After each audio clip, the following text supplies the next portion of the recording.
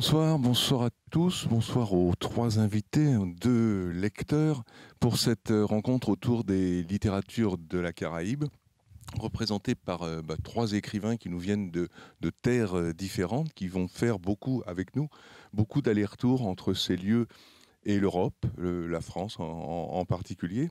À mes côtés, Carla Suarez, qui vient de Cuba, qui a publié 4 romans aux éditions Métellier, qui est ingénieure en informatique et qui vit en Europe depuis un certain nombre d'années. Elle est passée à la fois par Rome, par Paris, et elle vit aujourd'hui à Lisbonne.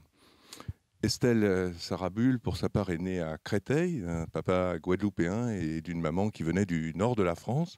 Et elle a publié, il y a un an, un peu plus d'un an, un premier roman, Là où les chiens aboient par la queue, publié aux éditions Métellier, Liana Lévy, aux éditions Liana Lévy. Louis-Philippe d'Alembert, qui lui fait figure d'ancien dans ce trio, ancien par l'âge, mais aussi surtout par l'œuvre littéraire. Louis-Philippe est né à Port-au-Prince, en Haïti. Il vit aussi en Europe depuis de longues années. Il est à la fois essayiste, poète, romancier, bien évidemment, et il a publié récemment un livre qui a trait à la migration, qui s'intitule « Mur Méditerranée ». Seront accompagnés par deux lecteurs, Jennifer Decker et Jean-Marc Faure, qui ponctueront un petit peu notre discussion d'extraits des trois auteurs, d'extraits des livres des trois auteurs présents. Carla, je commence avec vous pour un peu essayer de dresser un petit portrait en quelques mots, et surtout de votre lien que vous pouvez avoir avec les livres et la littérature. Le livre et vous, c'était c'était une évidence, c'était une conquête. Comment ça s'est passé? Oui, pour moi, c'était toujours, il était le livre là, et j'ai grandi avec un tournée de livres parce que ma mère a été professeure de littérature. Et voilà, pour moi, j'ai commencé à lire. D'abord, j'ai commencé à écrire, après à lire. Mais chez moi, il y avait toujours les références, il y avait les livres. Et quand j'avais besoin de quelques livres, ma mère me disait, voilà, tu peux lire là, tu peux lire ça. Et donc, j'ai grandi vraiment en tournée. D'abord, les histoires qu'elle racontait elle, à moi et à ma sœur. Et après, voilà, c'était quelque chose de normal pour ma C'est une vie, pour ma littérature formation. pour enfants ou c'était déjà une littérature? Alors, pour moi, d'abord, j'ai adoré, par exemple, Salgari, que c'était les premiers comme ça, les livres d'aventure que j'aimais lire quand j'étais petit. Et après, j'ai continué à lire d'autres choses et j'ai commencé à faire les découvertes. Quand j'ai passé aussi une période de l'adolescence que je lisais beaucoup des romans noirs et policiers et tout ça. Et après, j'ai commencé à découvrir toute la littérature, les bons latino-américains. Après, aussi la littérature du 19e siècle, des Russes, Dostoïevski. Et après, je suis tombée aussi amoureuse de Kafka, que c'était quelqu'un qui m'a aussi. Et donc, voilà, beaucoup de ces auteurs, je dis toujours, c'est pas en littérature, je lisais pas de façon organisée, parce qu'en plus, j'avais la passion pour les mathématiques. Et j'étais sûre que j'allais étudier quelque chose de scientifique, c'est ça que je fais après. Et j'étais sûre que ma vie future, c'était la science. Et la littérature, c'était quelque chose qui m'arrivait. Je dis toujours que on tombe malade de littérature quand on était petit. Quand on est petit, et il n'y a pas guérison possible. Donc, on reste là pour toute la vie. Les écrivains cubains, latino-américains, ils étaient présents aussi dans vos lectures? Absolument, mais mon grand amour, c'est Julio Cortázar, que c'est un auteur que je commençais à lire. Je lis d'abord Marel, mais je le lis quand j'avais 15 ans, comme ça. Et c'est un auteur que après, je lis tous les nouvelles. Et la Marel, je le lis comme c'était ma Bible. Pendant des années, je lisais tous les années et pour découvrir des choses. Mais c'est un auteur qui, surtout, pour moi, m'a appris à regarder le monde d'une façon différente. On pouvait regarder les choses d'un autre coin. Et lui, toute sa littérature, ces nouvelles qui sont vraiment des situations parfois absurdes. Et ça m'a beaucoup frappé. Et quand en fait, mes premières nouvelles que j'écris sont complètement cortasarianas. Il y a une influence très, très, très fort.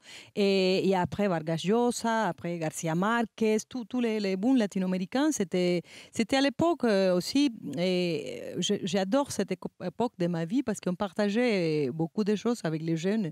Et mes copains, mes amis, tu vois, il y a quelqu'un qui a découvert un auteur et il te disait, tu as lu ça? Et tu disais, non, je ne vais pas lire. Alors tu allais rapidement aller lire.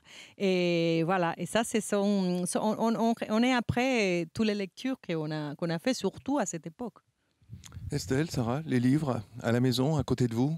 Absolument, moi aussi, c'était très présent à la maison par les parents déjà. Alors ils étaient infirmiers, ils n'avaient pas un métier qui avait un rapport direct avec la littérature, mais par contre ils aimaient beaucoup lire et je me souviens encore de la bibliothèque qu'il y avait dans la chambre de mes parents où j'allais à moitié clandestinement piocher les livres qui me plaisaient.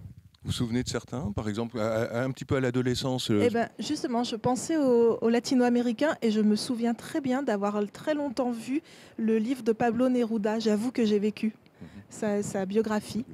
Et voilà, ça m'impressionnait beaucoup, rien que le titre, c'était pour moi voilà, un auteur important. Quand on dit Guadeloupe et qu'on associe le mot littérature et femme, on dit Marie Scondé, on dit Simone Schwarzbart, on dit Gisèle Pineau. Ce sont des auteurs que vous découvrez à quel moment? Pas à l'école, hélas? Eh non, justement, ça c'est une littérature, la littérature caribéenne, qui n'est pas tellement accessible ni à l'école primaire, ni dans le secondaire, et même à l'université. Ça reste encore aujourd'hui assez rare.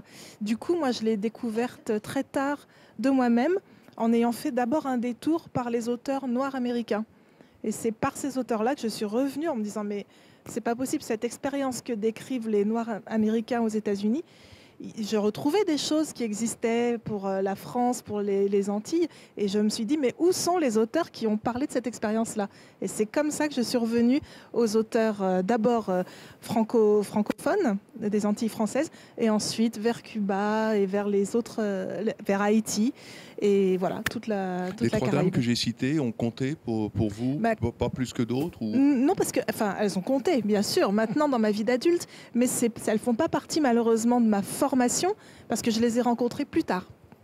Louis-Philippe, les livres, un papa disparu très tôt mais qui était directeur d'école, une maman institutrice, il y a quelques livres à la maison quand même. Oui, il y en a quelques-uns, mais pas beaucoup, paradoxalement, parce que justement c'était une situation très très difficile dans la famille à ce niveau-là. Donc une mère qui se retrouve avec 3 enfants, et son père et puis la grand-mère. Mais il y a quand même quelques livres à la maison, dont le livre des livres, qui est la Bible, qui est le plus important pour ma grand-mère. Et puis les livres scolaires, on va dire, les fables de La Fontaine. Donc il fallait, pour ma grand-mère, il y avait ces 2 livres-là, la Bible et les fables de La Fontaine. Donc c'était sérieux.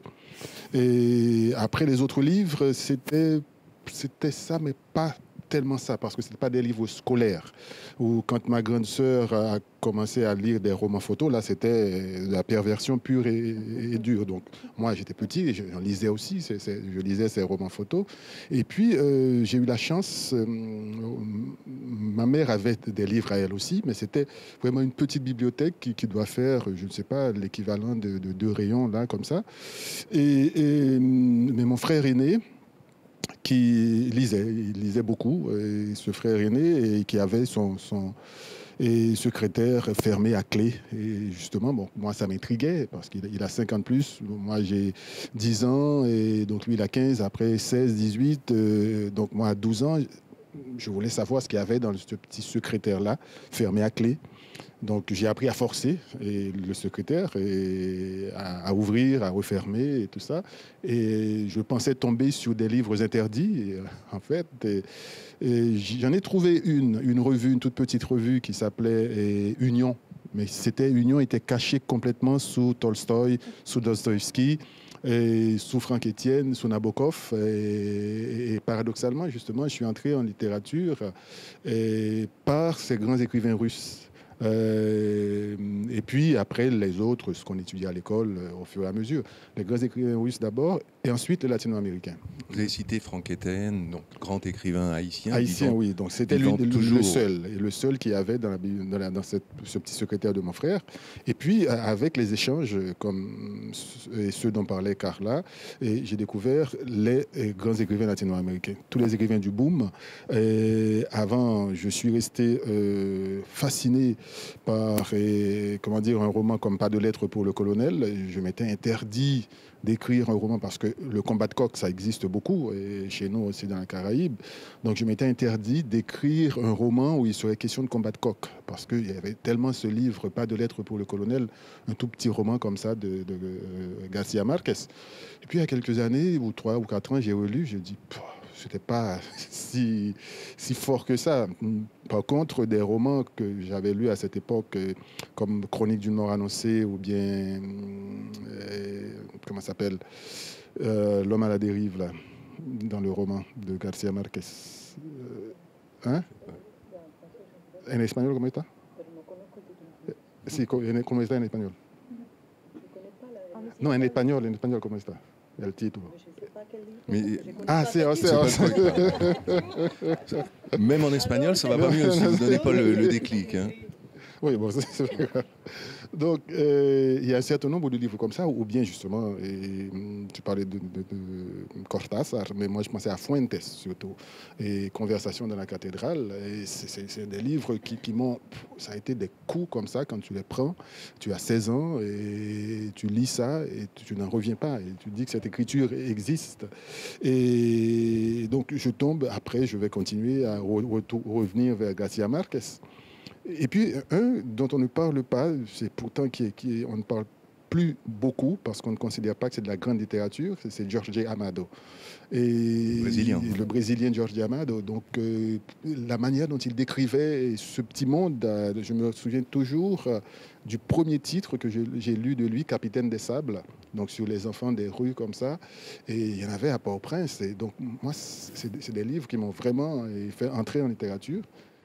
Justement, entrer en littérature, vous commencez à écrire quoi? Les premiers écrits c'est l'enfance, c'est l'adolescence, et un peu plus tard, ce sont des poèmes, ce sont des nouvelles, oui, c'est quoi? C'est, comment dire, l'adolescence, ce sont des poèmes. Ce sont des poèmes parce que en Haïti, on pratique beaucoup de sports.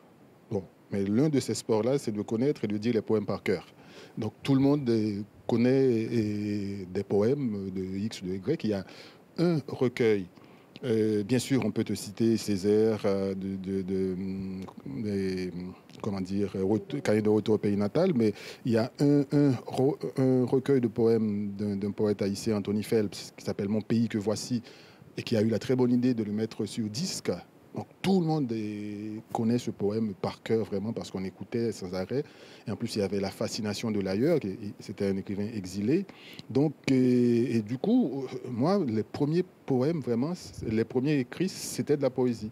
Mais la poésie, à l'époque, comme on vivait sous une dictature, de la poésie très engagée.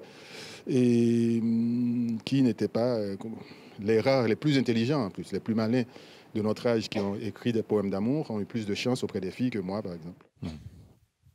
Estelle, la venue à l'écriture, il y a des choses qui ont précédé ce roman? Ah oui. Journaux intimes et puis pièces de théâtre. Et c'est resté, alors le journal intime, j'imagine qu'il est resté dans les tiroirs. Le théâtre a été joué? Théâtre, oui, j'ai une pièce qui a été jouée, c'était un seul en scène, et ça se passait au Belize. Donc on était déjà quand même un peu dans l'ère caribéenne. Et voilà, ça a été joué à la Halle Saint-Pierre à Paris il y a une quinzaine d'années. Et la prose, elle vient comment? Comment ce livre surgit tout d'un coup? C'est un gros livre, très dense, très écrit, très construit. Il vient d'où? Il a été précédé de strates? Oui, mais les strates, c'était ça. Je pense que c'était comme des premières tentatives, des premières cannes à pêche dont on lance le fil pour voir ce qui va sortir. Et donc, les journaux intimes, ça a commencé assez tôt, en début d'adolescence. Et puis, j'ai dû arrêter avec ça vers 18 ans. Et en revanche, donc, ce qui a suivi, c'est des pièces de théâtre, dont celle-ci qui a été jouée par une comédienne professionnelle. Des nouvelles, une qui a été publiée dans Télérama, mais je m'y attendais pas du tout, je l'avais envoyée comme ça. Et à chaque fois en fait que j'écrivais, il y a une autre nouvelle aussi qui avait été publiée et que je lançais comme ça des essais, j'avais la surprise de voir que c'était bien accueilli.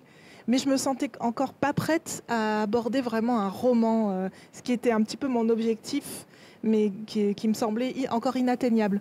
Donc tout ça a été en fait des étapes successives, et à chaque fois que je recevais une sorte de validation, donc que ce soit par une comédienne qui me propose de jouer le texte ou par une revue qui accepte de publier, je pense que c'était l'étape suivante qui me permettait d'avancer jusqu'à ce que je me lance dans le roman.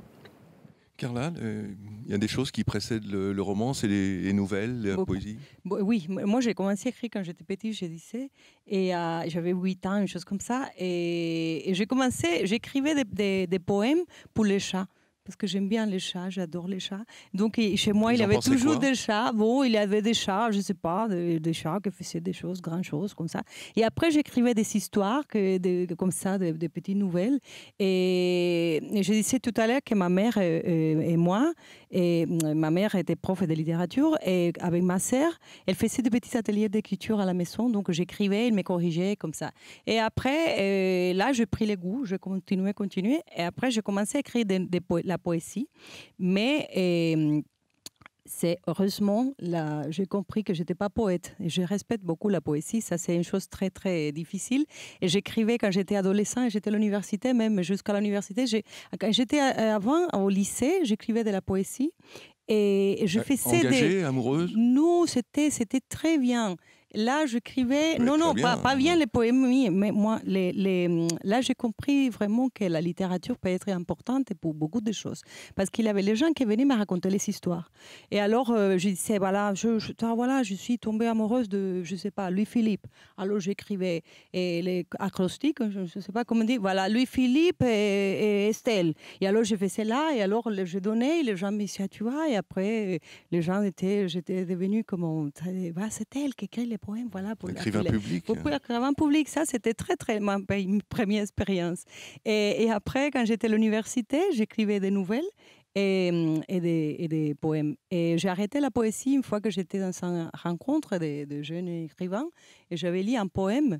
Et alors quelqu'un de la jury m'a dit, c'est très bien ça, mais je ne comprends pas pourquoi vous avez écrit ces nouvelles comme un poème, ça c'est une nouvelle. J'ai dit, bon, ok, j'ai compris, adieu, la poésie, c'est fini. Donc je continue avec les nouvelles. Et tout le temps, j'ai publié ma première nouvelle à l'université, dans un revue, un magasin, et après dans une autre revue. Comme ça, et comme on disait Estelle, non, quand on envoie et quand on dit oui, et tu es jeune, tu dis, oh, quand même, c'est quelque chose, non? Et ça, c'est vraiment, ce sont les premières choses qui te donnent un peu la force pour continuer. Voilà. Vous qui faites des ateliers d'écriture, comment êtes-vous avec vos éditeurs? Vous êtes un auteur qui suit ce que dit l'éditeur, ou vous êtes très sûr de vous et vous n'aimez pas qu'on touche trop à vos textes? Non, mais j'aime bien, mais surtout, je travaille beaucoup avec ma éditrice française, avec Marie Métellier, parce qu'en espagnol, par exemple, j'ai publié avec différents éditeurs. Maintenant, j'ai un éditeur que j'aime bien, et il travaille beaucoup les textes, mais ça, c'est important. Je respecte beaucoup les... Marie Métellier travaille sur votre texte en espagnol? En espagnol, oui, elle lit. Et c'est en fait, quand je finis un roman, et Marie, c'est de mes premières lectrices.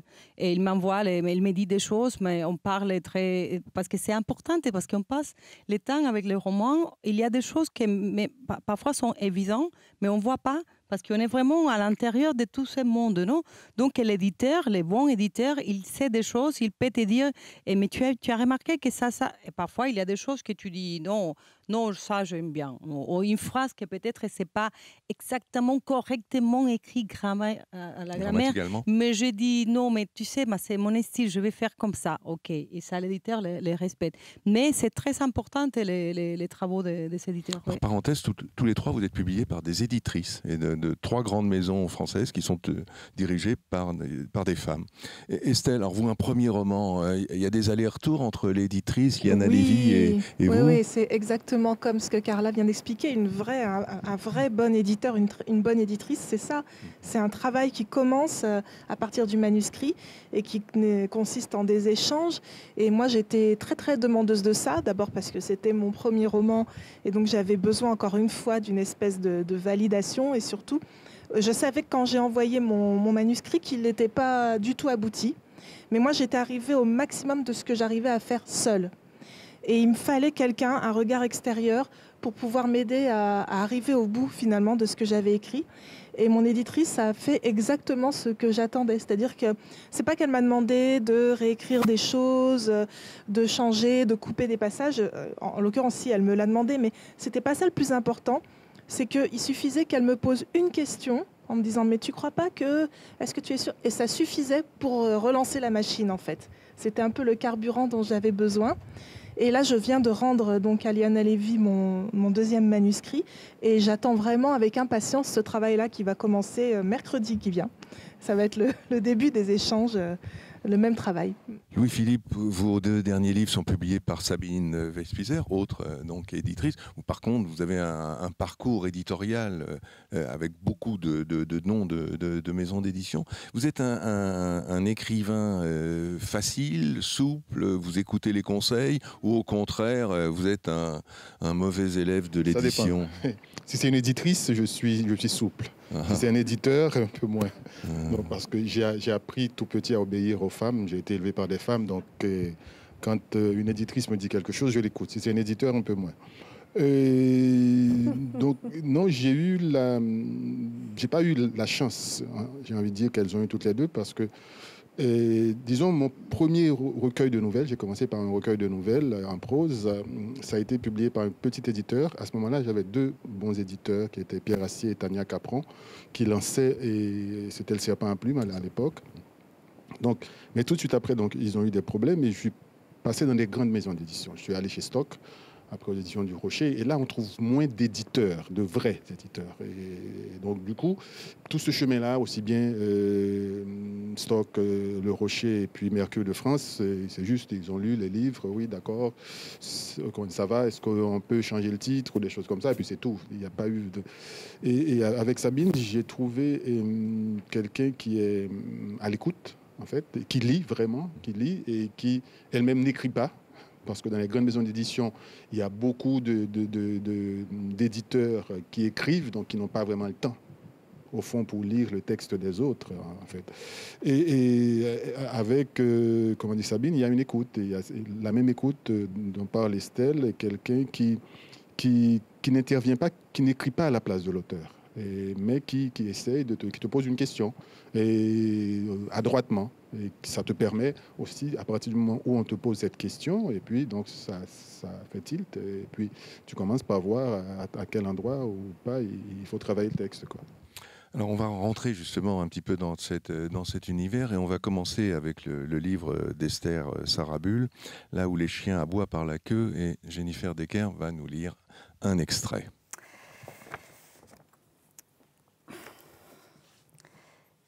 Je suis née dans une famille ressemblant à la famille française type, sans en avoir la structure aussi rigide et hiérarchisée. Une amie d'enfance peut chez nous être considérée comme une cousine et désignée comme telle. Des cousins véritables sont à peine croisés, puis oubliés. D'autres, enfants adultérins, apportés par la pluie et jamais reconnus, deviennent des frères, plus chéris que les frères de sang. Une rue entière de morne-galants compte les membres de ma seule famille, tous Ézéchiel, à en faire perdre la tête au facteur novice. Une sœur peut être la marraine de son frère, qui ne l'appellera plus que marraine, en lieu et place de son prénom officiel. C'est le cas de mon père avec Antoine. Lorsqu'il l'appelle marraine, je ne peux entendre autre chose que ma reine. Et je sais maintenant qu'elle a tout d'une souveraine, fière et indépendante. Adolescente, lorsque je laissais traîner mes vêtements par terre, hausser les épaules parce qu'on me prêchait pour la 100e fois de faire attention à ma tenue, ou lorsque j'étais insolente, c'était toujours son nom qui revenait. On dirait ta tante Antoine. On voit que tu tiens d'Antoine. Pendant un temps aussi, la taille de mes pieds inquiéta légèrement mes parents, qui déclarèrent sur un ton fataliste les mêmes péniches que sa tante. À première vue, la comparaison n'avait rien de séduisant. Mais un minuscule coin dans ma poitrine était secrètement flatté.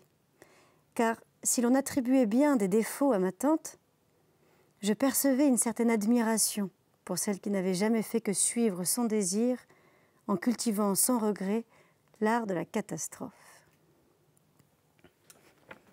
Estelle Sarabul, où sommes-nous et qui parle ainsi dans ce roman presque au début? Alors, donc, on est dans une famille antillaise. Et là, c'est la nièce de cette famille qui prend la parole, très momentanément, avant de laisser la parole à sa tante, qui s'appelle Antoine, mais c'est bien une femme. Et donc, on va suivre effectivement la vie d'une fratrie. Donc, Antoine, la sœur aînée, sa sœur Lucinde et le petit frère qui s'appelle Petit Frère. Que la nièce interroge tour à tour et ce qui va nous permettre en fait de découvrir l'histoire d'une famille antillaise et comment à travers cette famille on retrouve l'histoire des Antilles françaises au XXe siècle. Donc on va les suivre sur une 60aine d'années à peu près. Petit Frère étant le père de la narratrice. Absolument, de la nièce, la narratrice nièce, voilà. Du début. Ouais. Et nous sommes où, le lieu où va se situer? Vous parlez de Morne-Galant, vous dites à un moment, c'est nulle part. Alors, c'est où ce nulle part? Alors, ce nulle part, en fait, c'est un petit village très reculé de la Guadeloupe des années 40, parce que donc, quand Antoine repart dans ses souvenirs, on se retrouve dans la Guadeloupe des années 40. Et donc, la Guadeloupe dans les années 40, c'est déjà... par rapport à la France, on peut enlever 50 ans. Il y a un retard d'à peu près 50 ans. Mais en plus, quand on habite dans un coin reculé de la Guadeloupe des années 40, là, on se retrouve nulle part. Enfin, c'est vraiment un trou perdu, ce qu'on dirait en français, un trou perdu. Et ce que les Antillais disent, c'est là où les chiens aboient par la queue. Parce que c'est tellement bizarre que même les chiens ne sont pas comme partout ailleurs. Donc il n'y a pas d'eau courante, il n'y a pas d'électricité, il y a très peu de moyens de transport, il y a la nature omniprésente, en plus avec une nuit qui tombe très tôt, comme dans toute la Caraïbe. Donc à partir de 5 heures du soir, on est chez soi, enfermé, et c'est à la fois un petit peu enfermant, et en même temps, c'est l'occasion pour des enfants dans cet environnement de développer un imaginaire incroyable, puisqu'ils sont au contact de tous les sons de la nature. Voilà, ça commence comme ça. Comment est né ce livre, vous qui êtes né à Créteil, donc loin de la Guadeloupe, même si la Guadeloupe était présente par votre père à la maison et puis par la moitié de votre famille, l'envie d'écrire sur ce lieu, comment c'est né cette affaire-là? Alors en fait, ça s'est fait par étapes, très, très rapides. L'envie première était celle d'écrire. Donc avant même d'avoir un sujet, moi, quand je me suis dit je veux écrire un roman, je veux me l'autoriser enfin, je ne savais pas encore sur quoi j'allais écrire. Et c'est une fois que j'ai pris cette décision que je me suis dit par quoi je commence. Et donc dans ces cas-là, c'est assez classique en fait. Quasiment tous les primo-romanciers commencent par parler d'eux-mêmes parce que c'est déjà difficile d'écrire un roman. Donc autant ne pas accroître la difficulté en commençant par une histoire qui serait éloignée de soi. Autant commencer par un matériau qui est là, qu'on connaît bien. Et donc, je me suis dit, je vais commencer par parler de moi, de ce que c'est que d'être ce qu'on appelle une Antillaise de seconde génération, puisque moi, je ne suis pas née aux Antilles, donc je suis née en banlieue. Et puis finalement, une fois que je me suis dit ça, je me suis dit, mais pour raconter pourquoi moi je suis là, pourquoi je suis née dans cette banlieue parisienne, il faut que je remonte un peu et que j'explique ce qui s'est passé à la génération d'avant. Et ainsi de suite, comme ça, j'en suis venue à écrire sur cette histoire des Antilles au XXe siècle. Et en plus, stratégiquement, entre guillemets, je me suis dit, c'est finalement un thème qui a peu été abordé. Parce qu'il y a beaucoup de grands auteurs antillais qui peuvent faire peur quand on est comme moi une primo-romancière qui décide de s'attaquer aux Antilles.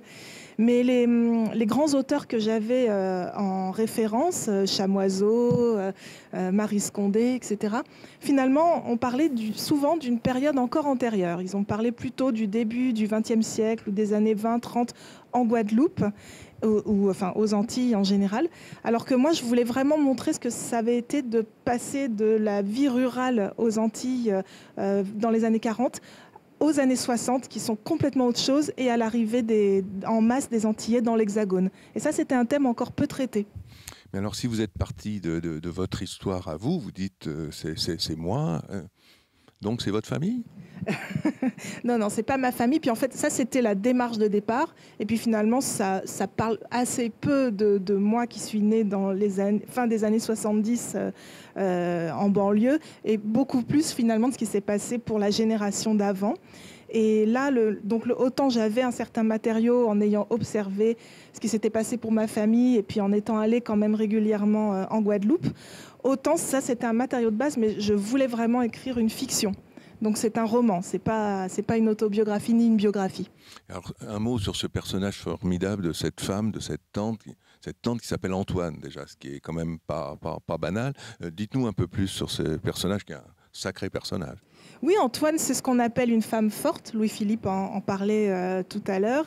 Et j'avais envie de raconter une histoire de femme. Ça aussi, c'était un des présupposés de départ. Et j'avais surtout une image qui m'était venue tout de suite. C'était une jeune femme qu'on voyait de dos marcher sur une route en plein soleil. C'est vraiment parti de ça, comme un flash que j'ai eu quand je me suis dit que j'allais écrire. Et en quelque sorte, toute l'histoire est venue pour justifier cette première image que j'avais dans la tête. Donc il fallait après que je construise une histoire. Donc là, je vous le dis comme ça paraît assez simpliste, mais je pense que les mécanismes inconscients derrière sont très complexes. Et en fait, j'avais sans doute déjà une idée de ce que je voulais raconter, mais ce qui m'est venu en premier face à la page blanche, c'est vraiment ça. C'est cette image-là qui m'a permis ensuite de construire un petit peu comme je sais pas, on brode à partir d'un centre et puis on élargit. Ça m'a permis de construire toute l'histoire à partir de cette femme. Et elle s'appelle Antoine parce que je savais que je voulais en faire une femme forte qui sort un peu des codes qu'on associe traditionnellement à la féminité, les codes sociaux, c'est-à-dire se marier, s'occuper des enfants, c'est ce qu'elle ne fait pas du tout. Et en plus, l'appeler Antoine, c'était déjà un clin d'œil à la culture antillaise où les noms sont moins genrés qu'ici. C'est-à-dire que c'est assez courant aux Antilles, en tout cas pour cette génération-là, d'avoir un prénom qu'on dirait ici de garçon quand on est une fille. Donc on peut s'appeler facilement Antoine ou Georges ou Amédée pour une fille. Et inversement, un garçon peut assez facilement avoir un prénom qu'on dirait de filles ici. C'est-à-dire qu'il peut y avoir des Nicole qui sont des filles, ça ne pose pas de problème. Des Aurélie, il y en a. Donc voilà, je voulais aussi rappeler ça. Alors on va toujours... Mais bien sûr. Et tu as dit que tu es parti du matériau que tu connaissais d'abord. Et ça ne t'est pas venu à l'esprit de partir de l'autre branche de la famille ? Alors, ça ne m'est pas venu à l'esprit. Pourquoi, justement ? Voilà, c'est le pourquoi. Parce qu'en fait, puisque j'avais dit que j'allais parler de moi, au départ, c'était le projet initial. Je pense que quand on veut être écrivain, il faut être lucide et honnête sur ce qu'on est. Et qu'est-ce qui était l'expérience la plus profondément enracinée en moi ?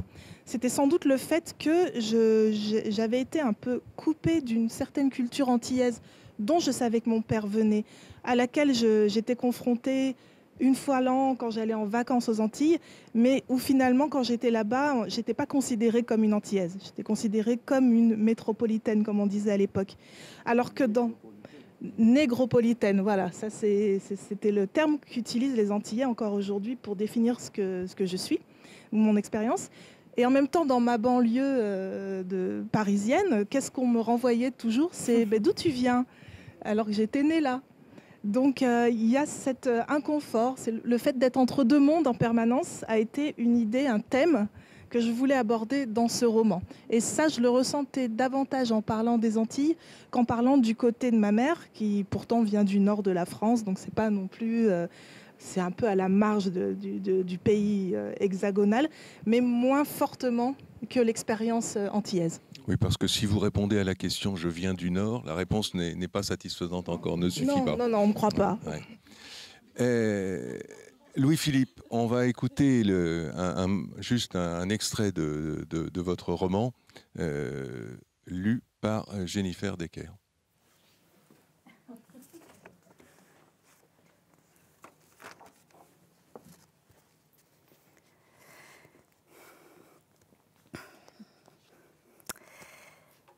Ce soir-là,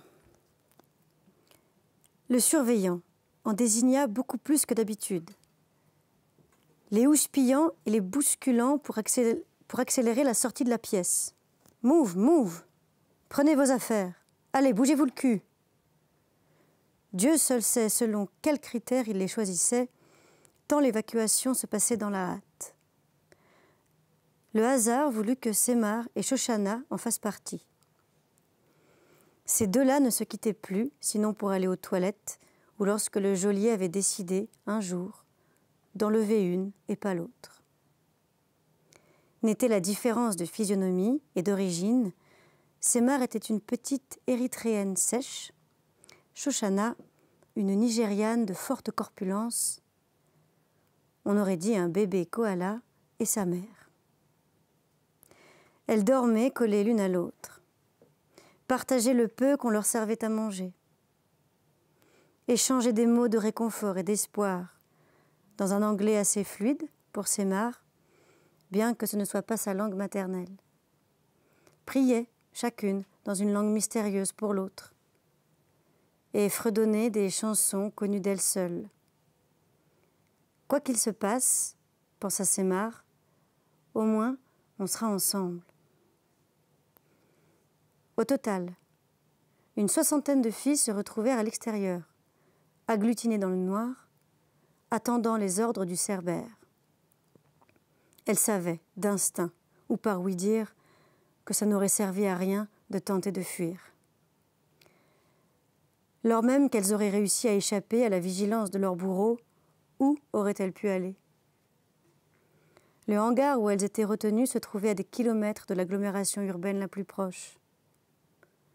À un quart d'heure de marche d'une piste en terre battue, où ne semblaient s'aventurer que les 4x4 des matons et les pick-up qui avaient servi à les transporter dans cette bâtisse aux murs décrépits, oubliés du ciel et des hommes.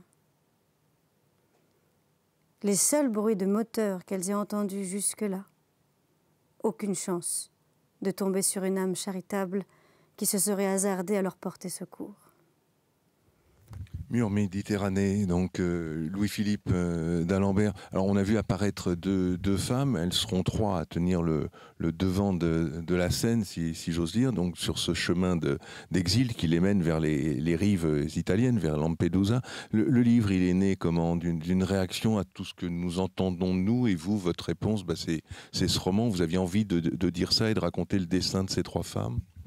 Oui, forcément, j'avais envie de raconter leur destin, mais j'ai l'habitude de dire que souvent, chez moi, un roman, ce n'est jamais la simple histoire que je raconte. C'est-à-dire que ça part, bien sûr, il y a un déclic, et dans ce cas précis de ce roman, ce sont les informations, les recherches que je fais autour d'un projet.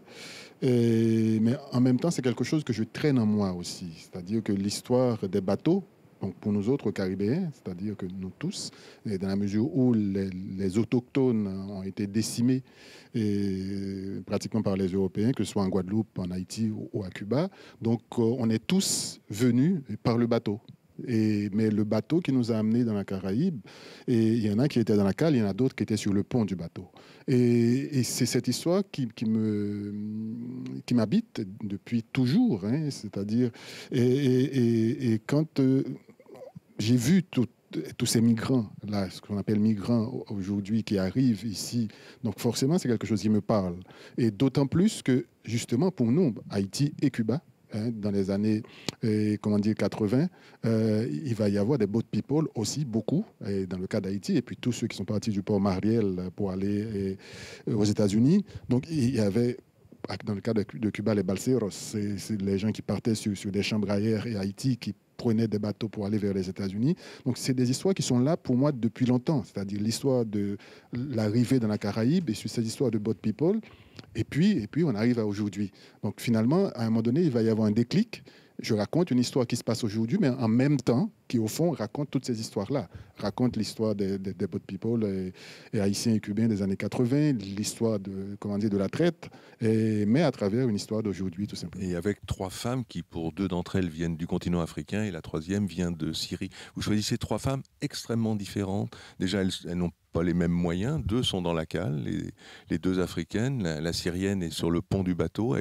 C'est une bourgeoise, elle est nantie, elle a un peu d'argent, donc elle peut être au-dessus du bateau. En quelques mots, ces trois femmes, qui sont-elles? Et ce choix de les faire extrêmement différentes. Oui, en fait, donc, vous l'avez bien dit, il y a Shoshana, qui est nigériane, donc qui vient d'une petite communauté juive Igbo, et donc du Nigeria. Semar, érythréenne, qui est chrétienne orthodoxe, et puis Dima, la bourgeoise syrienne, qui elle est musulmane. Donc il y a, vous le voyez bien, les trois religions monothéistes dont on parle beaucoup, du moins les plus connues. Et ensuite, trois femmes qui représentent presque trois classes pratiquement sociales différentes. Et l'idée, c'était de faire une espèce de bateau-monde, hein, de créer un univers clos, mais où on retrouve l'humanité, en fait, l'humanité entière, où chacun puisse se reconnaître dans ces femmes-là. Et peu importe d'où l'on vient, où l'on va, mais on est ces femmes-là. Et pour moi, c'était important. Mais encore une fois, j'insiste là-dessus, pour nous autres Caribéens, le rapport à la mer, le rapport au bateau, c'est quelque chose qui est là, qui est en nous, qui participe de notre identité en tant qu'individu. Et je me rappelle justement, on parlait, ce groupe que vous connaissez, Kassav, qui parle de cette chanson, l'esprit en nous, Marie en Bachan, Abatoa. C'est-à-dire que notre esprit est là dans la cale de ce bateau. C'est-à-dire que forcément, à un moment donné, quand on écrit une histoire comme ça, moi, je suis sorti assez secoué, en fait, je dois dire, de ce livre-là. Et parce que j'avais conscience que j'écrivais autre chose. Vous transmettez la secousse, hein, oui, aussi au lecteur. C'est une histoire, et surtout l'enfermement dans la cale. Et quand vous avez parlé de Lampedusa, j'étais à Lampedusa, il y a là-bas un cimetière de bateaux, et de bateaux qui sont arrivés. Et quand je regardais les bateaux, pour moi, des petits bateaux, bon, ça fait peut-être 20 mètres ou 30 mètres, mais on te dit, oui, mais sur ce bateau-là, il y avait 150 personnes, 200 personnes, et tu te demandes, mais comment ils ont pu tenir dans cet espace-là? Donc, c'est quelque chose qui, moi, qui n'ai pas tellement le pied marin, comme beaucoup de Caribéens, je vais le dos tourné à la mer, en fait. On n'est pas des poissons. Et souvent, j'ai mon frère aîné qui ne sait pas nager, et moi, j'ai appris sur le tard, et donc très mal. Et lui, on lui disait, mais tiens, va à la mer. Il dit, oui, mais est-ce que tu as déjà vu un requin venir et sur le boulevard, elle a traversé le boulevard avec nous? Non, donc moi, pourquoi je dois aller sur son territoire? Donc, c'est ça l'idée. On a ce rapport à la mer qui est un rapport qui est assez, à la fois de douleur, forcément, l'histoire, mais en même temps d'ouverture, parce que c'est l'ailleurs. On est dans des îles. Pour nous, il faut passer ce mur, donc ce mur méditerranéen, comment dire, dont je parle. Et c'est un rapport, je t'aime moi non plus, amour-haine qu'on a. Alors, je t'aime moi non plus, c'est aussi les rapports qui sont entre ces trois femmes, hein, parce qu'elles sont pas gentilles entre elles, elles sont pas aimables. L'une d'elles est plutôt franchement raciste. Enfin, l'autre se qualifie elle-même de teigne. Enfin, ce sont des personnages. Vous n'en faites pas de pauvres vers lesquels on a une sorte de compassion immédiate. Il y en a qui sont pas sympas du tout, quoi. Oui, mais je voulais que ce soit des vraies femmes, entre guillemets. C'est-à-dire que je ne dis pas. Donc pas sympathique. Ouais. Donc, vous allez vous faire des amis. Je sais. Justement, c'est ma petite revanche sur mes sœurs, ma grand-mère. Ouais, mais elles ne sont pas là, vos sœurs. Donc, non, quand je dis ça, mais je voulais en fait, justement, des vrais personnages qui n'ont pas... Parce que l'idée, au départ, il y a un côté, j'ai envie de dire, presque militant. Je voulais que ce soit des personnages féminins. Et surtout, pour les migrants qui arrivent, on ne sait pas, les gens qui regardent d'ici, que la moitié des migrants sont des migrantes. Donc, les femmes sont pour beaucoup, subissent des violences de toutes sortes. Donc, il y avait cette idée-là. Faire en sorte que ces femmes soient là, soient présentes. Et comme elles ont été présentes dans ma vie, beaucoup plus jeunes. Mais en même temps, je ne voulais pas non plus que ce soit des saintes. Je voulais que ce soit des femmes qui puissent aimer, haïr, être méchantes, être racistes, être des gens comme tout le monde. C'est-à-dire des êtres humains, comme des êtres humains, comme de vrais êtres humains. C'est-à-dire que sans ce côté, qu'il n'y ait aucune forme d'angélisme, en fait, j'ai envie de dire. Que ce soit de vrais personnages, et puis voilà. Ça. On va entendre un morceau du troisième livre, le fils du héros. Tout petit peu... quelques courtes lignes au début, et puis on passe quelques pages pour enclencher un petit peu la dramaturgie du livre. Mon père a été tué un après-midi sous un soleil de plomb, mais nous ne l'avons appris que plus tard. il était à l'autre bout du monde, dans la forêt obscure d'Angola. Et nous, dans l'île, où la vie continuait plus ou moins comme d'habitude, sous notre soleil quotidien. Plusieurs jours après sa mort, ignorant ce qui s'était passé, je courais dans le bois de la Havane sur les talons du capitaine Tempête, la fille qui me plaisait. Quelques mètres devant moi courait Henri de Lagardère, mon meilleur ami, beaucoup plus rapide et plus fort, ce qui m'obligeait à faire de furieux efforts au mépris des broussailles qui me griffaient les jambes. Moi, j'étais le comte de Monte Cristo. Plus de 30 années ont passé depuis la mort de mon père. Aujourd'hui, je viens d'arriver à l'aéroport. Je paie le taxi et je descends. Il fait nuit à Lisbonne et un peu froid à cause de ce vent si violent qu'on dirait parfois qu'il va nous arracher du sol pour nous emporter loin. Quand nous étions arrivés à Lisbonne avec Renata, c'était le printemps. Nous étions impressionnés par la lumière et le ciel, parce qu'il était aussi bleu qu'à la Havane, si différent de celui qui avait couvert nos années berlinoises. La nuit, parfois, je lui apprenais les étoiles, une vieille habitude que je tenais de mon père et qui enchantait Renata. Elle disait qu'elle espérait que Lisbonne me rendrait ma sérénité que l'hiver à Berlin avait enterrée. Mais ce n'était pas l'hiver, elle le savait. C'était à cause d'un vieil ami que j'avais rencontré, des discussions avec mon clan de Berlin et de cette nouvelle dans le journal. C'est tout cela qui a servi de détonateur. Personne ne pouvait se douter que, justement, à Lisbonne, j'allais faire la connaissance de Berto, cet étrange petit homme, comme elle l'avait baptisé, et que la bombe finirait par exploser, car Berto a été la seule personne capable de me libérer de cette rage qui était en moi. Maintenant, je ne sais plus si je le déteste ou si je l'apprécie. Carla, c'est les premières lignes, ce petit gamin là. Alors il s'appelle Ernesto, donc à Cuba là, tout va bien, on est en ordre. Mais Monte Cristo, sa copine s'appelle Capitaine Tempête et l'autre s'appelle Lagardère. Où vont-ils chercher ça? Dans les lectures là aussi? Oui, dans les lectures et dans les transmissions, les transmissions que se faisaient à la télévision. Voilà, je ne sais pas comment on dit. Transmission, c'est pas le mot juste, mais bon, les séries, voilà, qui faisaient quand j'étais petit, parce que Ernesto et moi, mon personnage et moi, on a le même âge, on est nés dans les mêmes années. Et ils vivent à Lisbonne, l'un et l'autre. Voilà, ils vivent à Lisbonne aussi. Bah, je l'ai trouvé dans la rue. Et là, on regardait beaucoup de choses à la télévision qui faisaient des grands romans comme ça, donc les romans d'aventure. Et pour nous, ce sont des personnages très, très proches. Bah, beaucoup de gens de ma génération, même les personnages, même la comédienne qui a fait le Capitaine Tempête.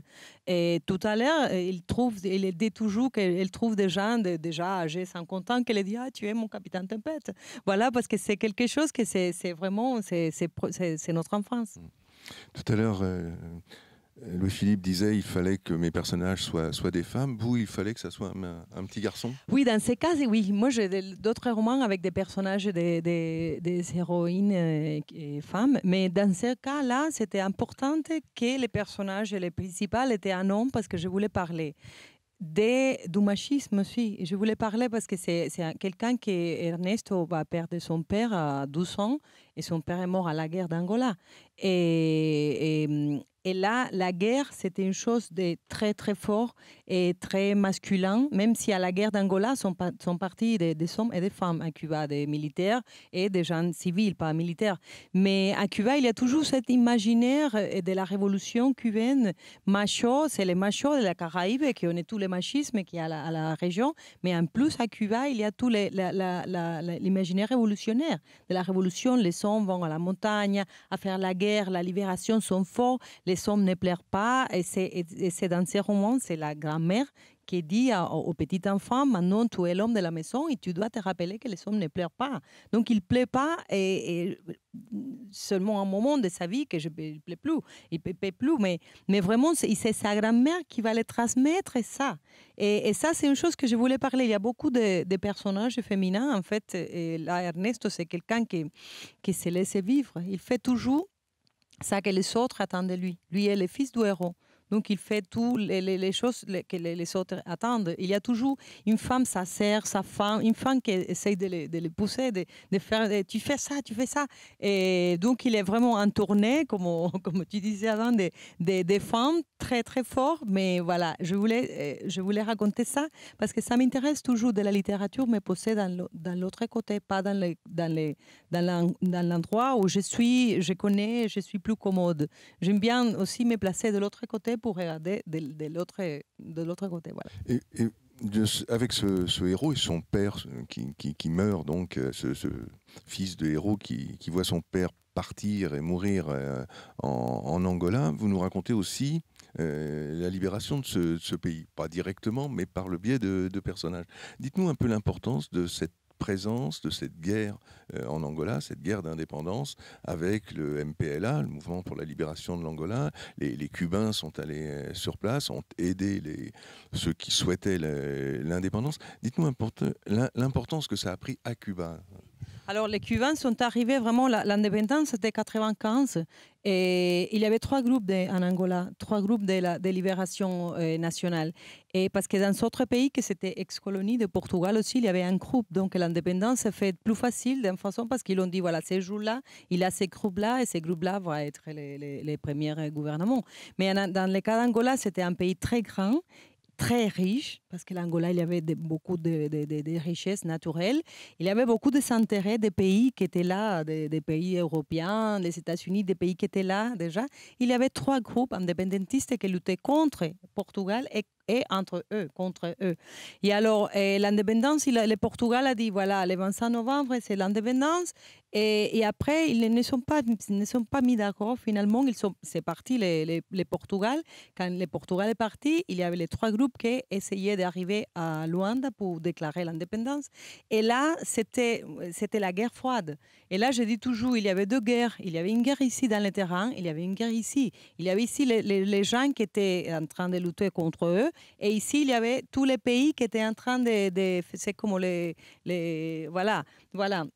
Et alors, à ce point-là, a entré aussi Cuba. Cuba a entré à aider MPLA et c'était soutenu l'MPLA pour Cuba et l'Union soviétique. Mais l'Union soviétique, c'était assesseur militaire. Les Cubains ont mis les corps. Et alors, il y avait les autres groupes qui étaient avec les Afriques du Sud, et les États-Unis, les Congo, les États-Unis, la Chine. Et il y a tous les pays qui étaient en train de faire sa guerre ici et la guerre froide ici et la guerre chaude ici. Et là, ça a commencé normalement à 95 et au début, c'était une participation de 100 pour les moments de l'indépendance. Après, les Cubains ont commencé à partir. Mais après, finalement, Fidel Castro a dit non, on reste là. Et l'Afrique du Sud était entrée à l'Angola et finalement, Fidel Castro a décidé, voilà, on reste là. Et ça, c'est une question parce que c'est un roman où je dis, je raconte ça là, mais les romans ne passent pas en Angola. Et il y a beaucoup de discussions dans tous les romans, tous les personnages, parce que l'Angola, c'est un sujet très, très... à Cuba, tu dis Angola, et ça vient en discussion parce que vraiment, on sait même pas la moitié de la vérité. Je dis, je lis beaucoup de choses pour écrire ces romans.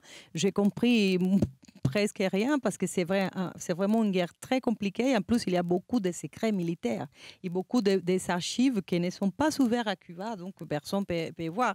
Et là, alors, moi, j'ai essayé de faire un roman sur les conséquences d'une guerre. Toujours me poser de l'autre côté, tu vois. On est là, les romans passent surtout à Cuba, à Berlin et à Lisbonne. Mais c'est surtout les conséquences, comment un conflit, que c'est là, et on est là et on est vraiment touché pour les conflits. Et surtout, ma génération, on est grandi avec les poids de l'histoire, les grandes histoires. Il y avait toujours un moment historique que c'était toujours plus important que les personnes. que l'individu. Et donc, c'est ça un peu l'histoire. Et en plus, c'est un sujet qui, encore, il manque il faut écrire encore plus de ça parce que c'est un sujet vraiment très... Les blessures sont là.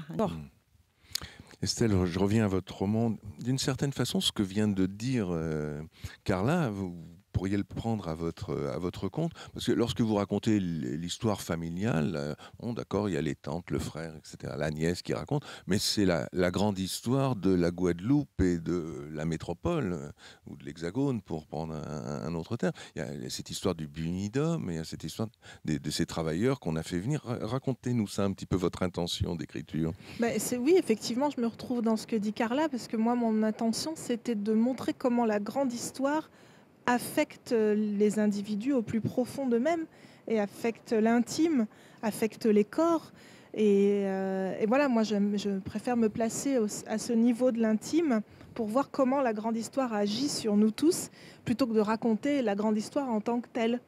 Et c'est vrai qu'à un moment, je me suis appuyée sur plusieurs événements historiques réels dans mon roman. Donc, il y a le BUMIDOM, donc c'est le Bureau de migration des DOM. Donc, c'est un dispositif qui a été mis en place par le gouvernement français en 1963 pour faire venir toute la population jeune de la Guadeloupe, de la Martinique, de la Réunion et un petit peu de la Guyane dans l'Hexagone où on avait besoin de main-d'œuvre à l'époque.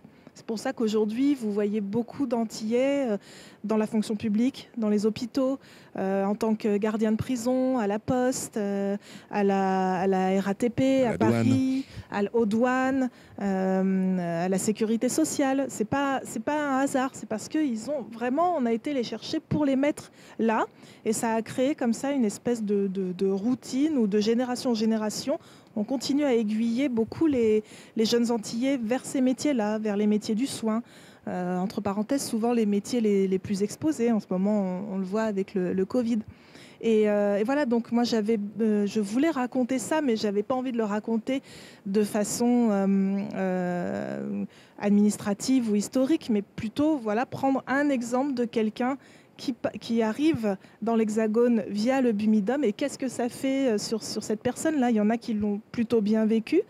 Il y en a pour lesquels ça a été un vrai déchirement, cet arrachement à l'île natale pour se retrouver ici. Il faut savoir qu'à cette époque, le BUMIDOM qui payait le billet d'avion pour que les gens viennent travailler ici, ensuite faisait signer un papier aux Antillais disant qu'ils ne pourraient pas retourner aux Antilles avant plusieurs années sans l'accord de leur patron.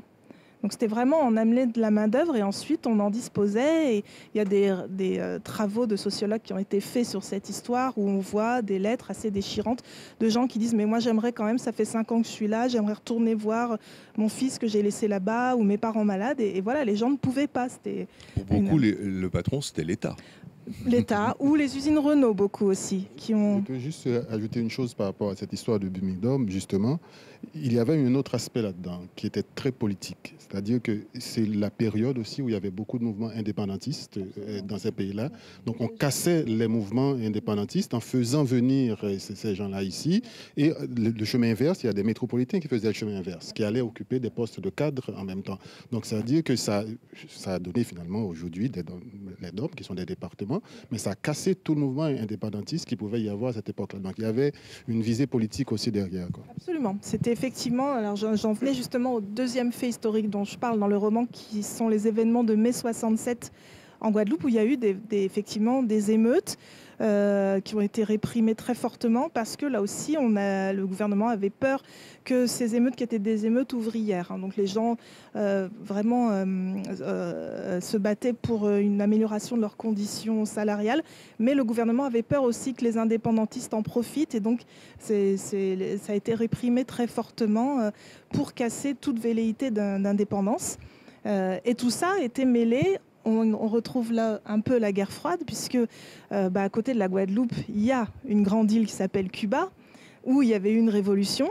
Et donc les Américains avaient dit à l'époque aux Français, surveillez-vous ce qui se passe dans vos îles, parce qu'il pourrait se passer la même chose. Donc De Gaulle avait peur de ça, qu'une révolution se passe sur le modèle de ce qui s'était passé à Cuba.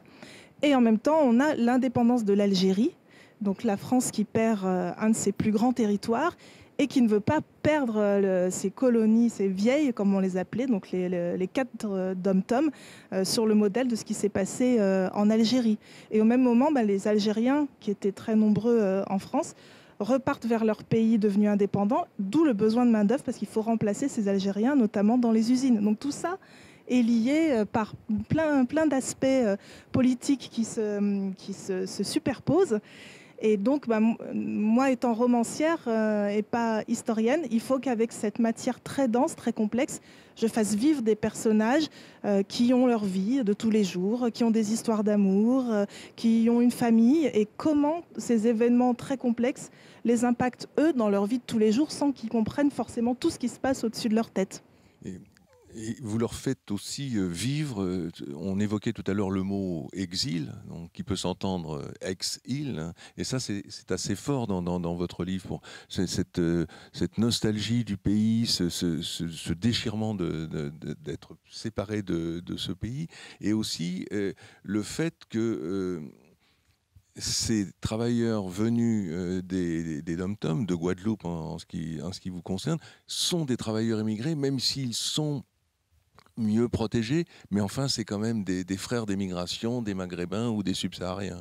C'est pour ça que dans le roman, je les appelle des immigrés de l'intérieur, en fait, parce qu'ils se retrouvent effectivement un peu dans le cas des Africains subsahariens ou des Arabes, des Algériens, mais tout en étant français. Donc c'est une position un petit peu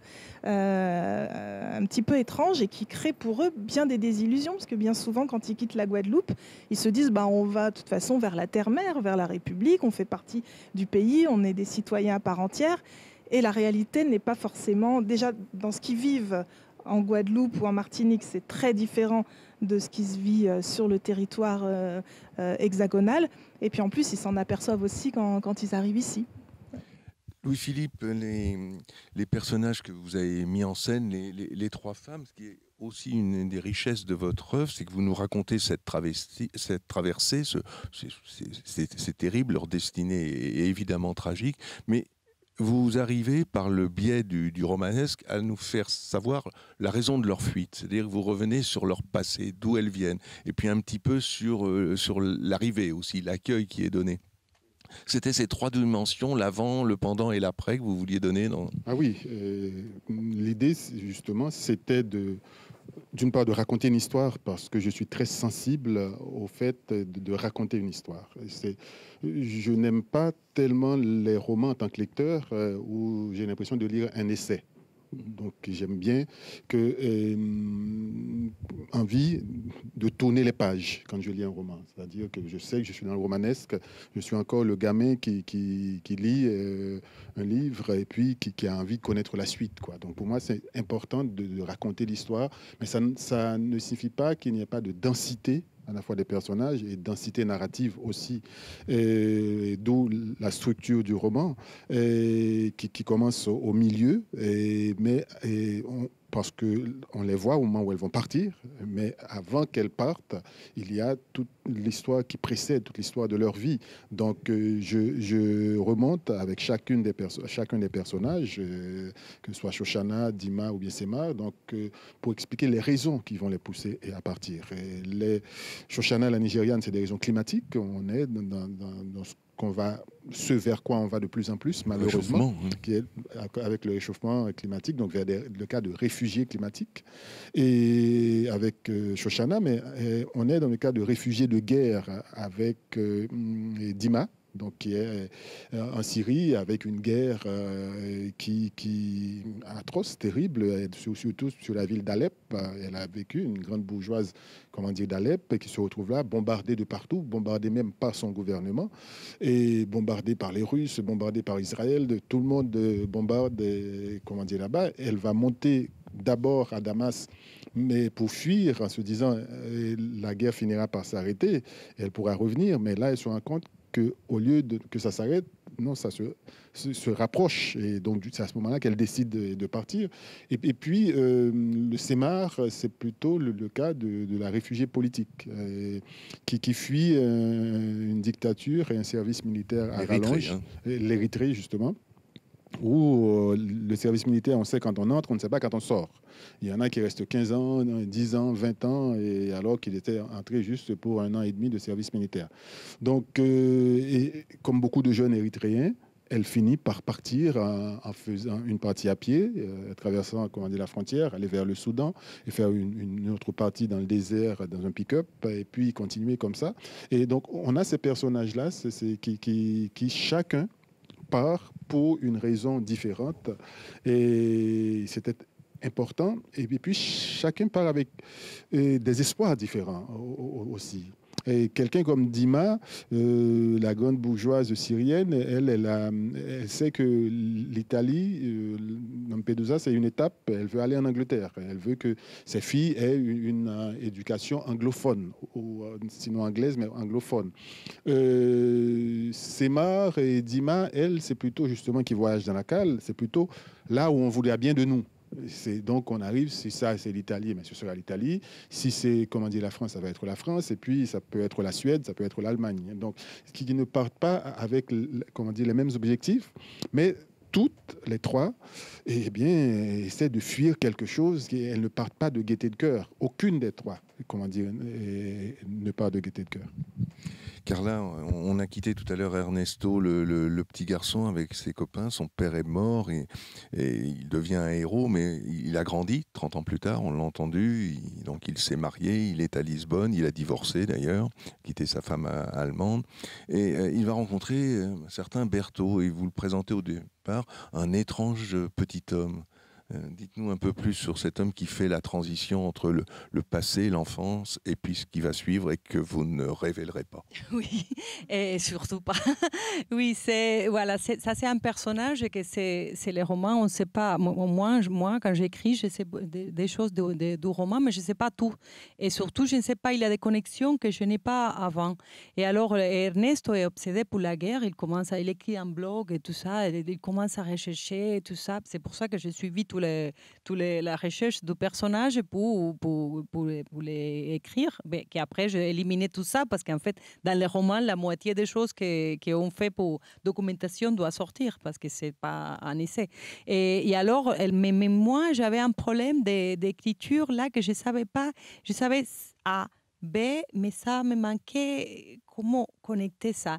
Et un jour par hasard, j'ai rencontré quelqu'un, un Cubain à Lisbonne, et qui, comme ça, après, il m'a parlé de comment elle est arrivée à Lisbonne, et j'ai dit, oh, mais attends, c'est vraiment une situation pareille, mon personnage, là, c'est la situation, ça me vient, on a parlé, elle m'a raconté toute son histoire, comme ça, elle m'a dit, tu peux tout utiliser, toutes les choses que tu veux, là.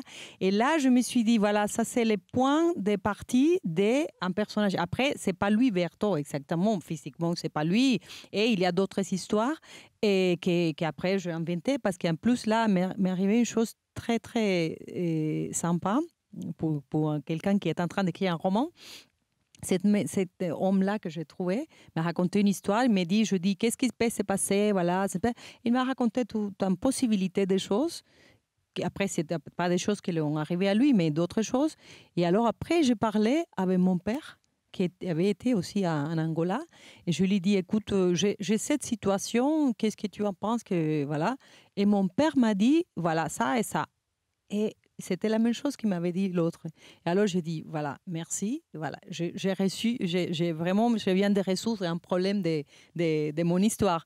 Et voilà, alors les personnages, c'est toujours, c'est pour ça qu'on dit, attention, si tu as un ami, un copain, un écrivain, attention, hein, parce que tout est sensible à sortir, et mélanger. Oui. De ce qu'ils vont dire après. Réélaborer. On a la machine, et ça sort la fiction. Voilà.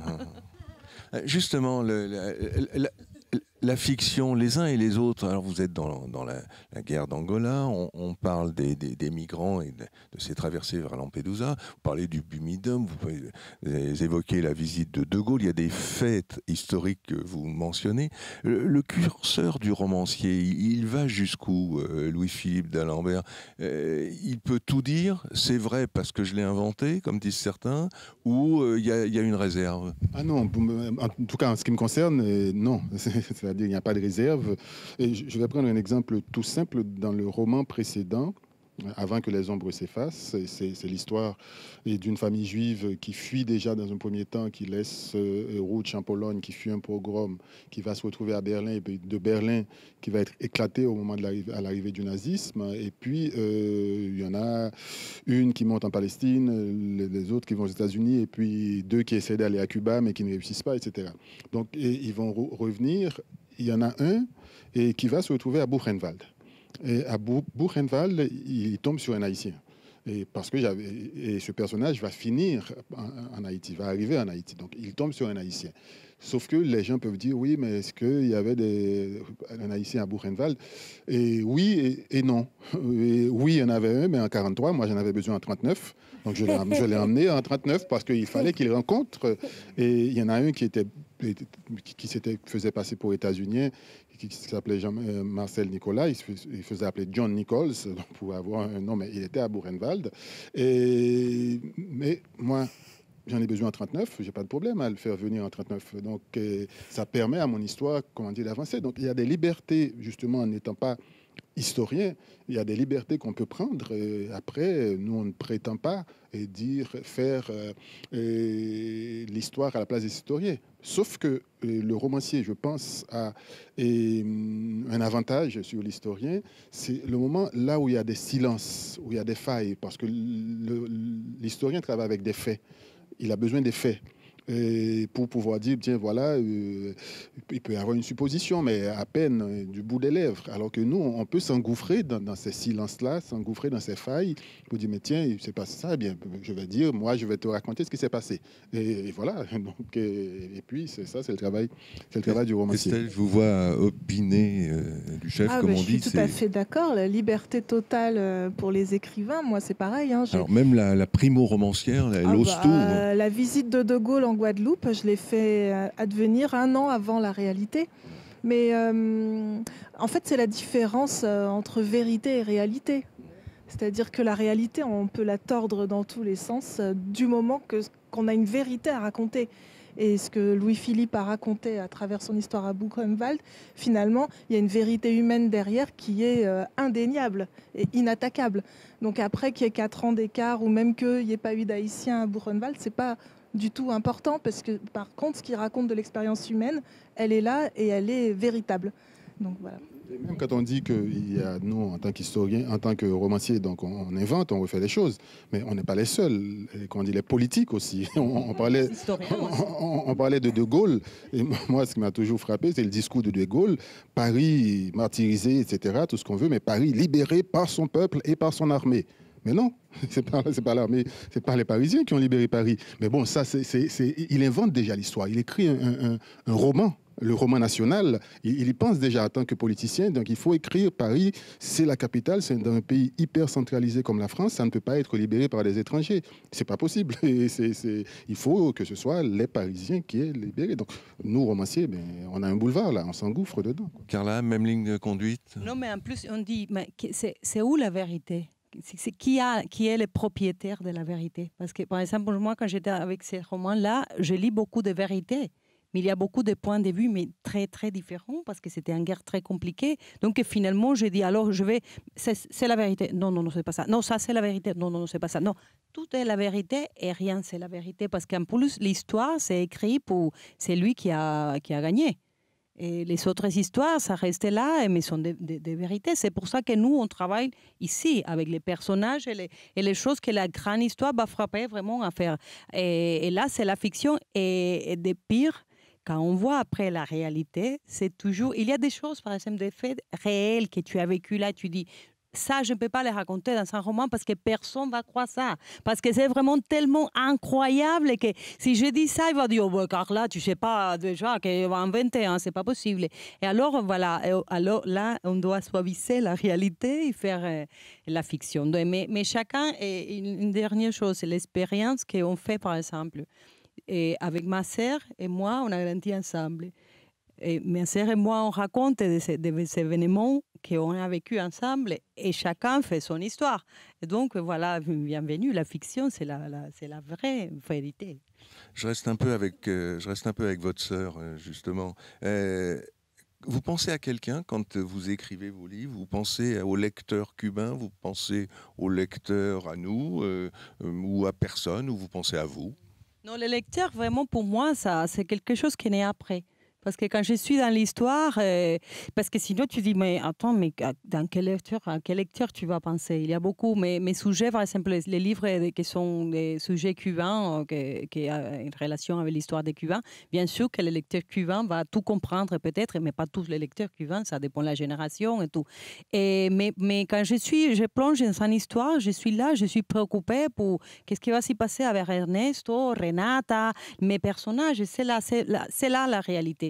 Après, les romans naissent après pour les lecteurs et parfois tu dis, le lecteur te dit des choses, non? On te dit, voilà, j'ai compris ça et tu dis, oh, comment? Voilà, on apprend beaucoup de choses avec les choses que dit les lectures parce que chacun lit son livre et chacun est proche de l'histoire qui l'intéresse.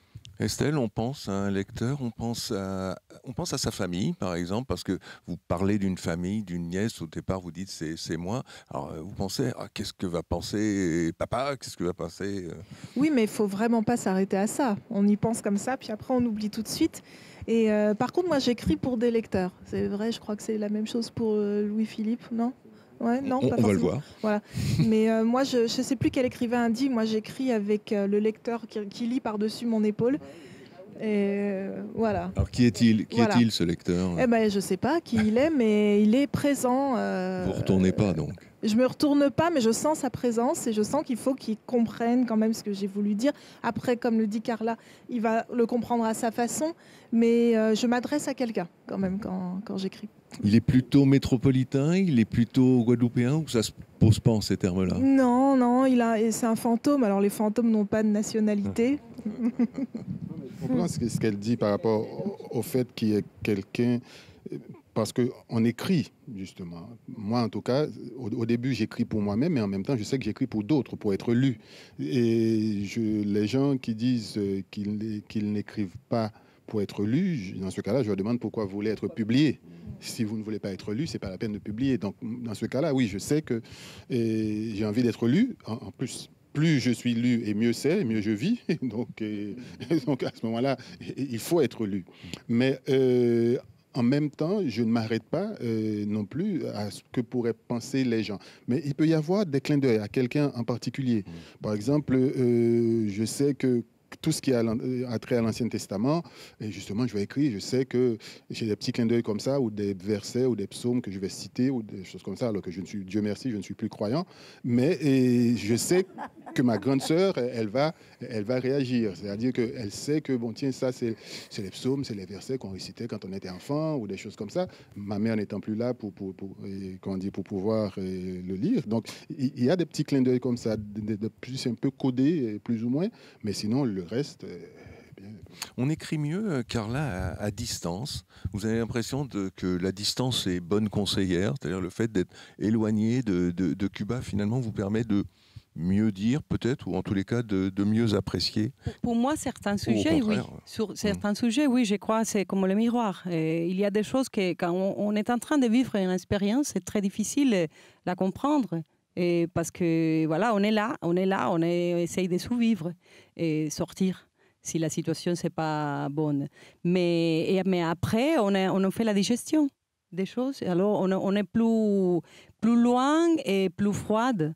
Parce que je pense, par exemple, pour moi, il y a des sujets que j'ai traités déjà, qui sont très, très durs. Il y a dans ces moments-là, dans le moment que j'écrivais Les Fils du héros, il y a des moments que j'avais mal, vraiment, parce que il y avait des choses que c'était un peu dur de regarder là, voilà.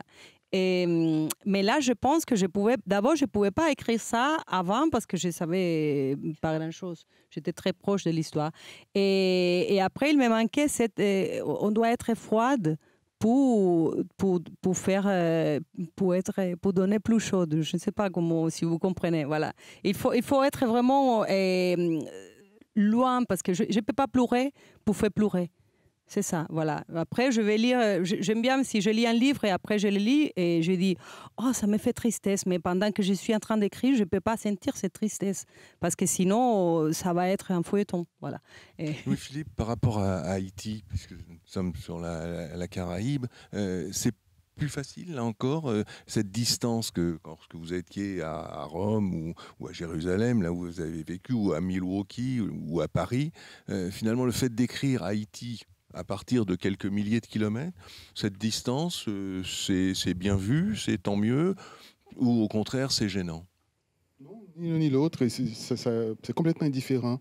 Les premiers livres que j'ai écrits, justement, tout à l'heure, j'écoutais Carla quand elle intervenait seule, et quand j'étais en Haïti, justement, à cause du bruit, c'est-à-dire Alejo Carpentier, l'écrivain cubain, parlait de la Caraïbe comme las islas sonantes, c'est-à-dire que il y a du bruit partout. Il y a de la musique tout le temps, et justement, à Paris, si un voisin, comment dire, met la musique trop fort, et on va frapper à sa porte. S'il n'écoute pas, on va appeler la police. Alors qu'en Haïti, on a tendance à dire aux voisins d'augmenter un petit peu pour nous, pour qu'on puisse... Donc, c'est-à-dire qu'il y a toujours du bruit, de la musique, ou les gens de la rue qui parlent, etc. J'écrivais la nuit. Essentiellement la nuit, donc je vivais de manière assez décalée, quoi. Donc, mais j'ai découvert ici le fait d'écrire le jour, parce que justement les gens ne débarquent pas sans avoir téléphoné, comme dans la Caraïbe, les gens, je passais dans le coin, je viens, ah oui, d'accord, et puis ils restent, ils parlent, ils demandent, ils voient son rhum et tout ce qu'on veut. Donc, et j'ai appris Voire deux. Comment? Voire deux. Oui, Rome. voire de Rome, etc. Surtout quelqu'un comme Carla, il ne faut pas l'inviter chez toi parce que et c'est lui, elle, quand elle arrive, il vaut mieux cacher sa bouteille de rhum. Donc, mais bon, ça, c'est une autre histoire. Ça, c'est notre histoire. Voilà. Parce que moi, j'ai caché aussi les bouteilles pour lui. Vous réglerez vos comptes. Non, mais sauf tout à l'heure. elle a du rhum cubain qui n'est c'est pas du bon rhum. Donc du coup. Non, surtout pas. Pas de querelle Donc, sur le rhum. Là, et non. du coup, c'est ça l'idée, la distance. J'ai fini par développer un système. Je peux écrire sur n'importe quoi. Il suffit que je sois dans une chambre seule. Et cette distance-là, par exemple, j'ai écrit un roman qui s'appelle Ballade d'un amour inachevé sur le tremblement de terre de l'Aquila en Italie, mais je l'ai écrit pendant une année à Berlin. J'étais à Berlin, j'ai écrit sur ce tremblement de terre-là. Et donc, il y a des endroits comme ça où je peux écrire à partir du moment...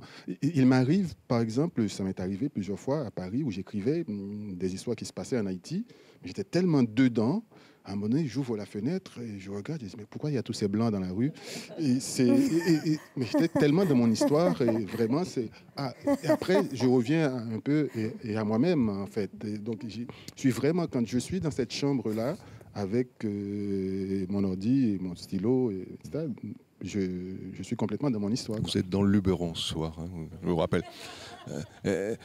Estelle, la distance avec la Guadeloupe, vous allez à la conquête d'une certaine façon de cette histoire, de cette terre, de ce lieu. C'est pas une évidence, même si pour partie, votre papa est guadeloupéen, mais il manquait quelque chose. Vous êtes allé le conquérir.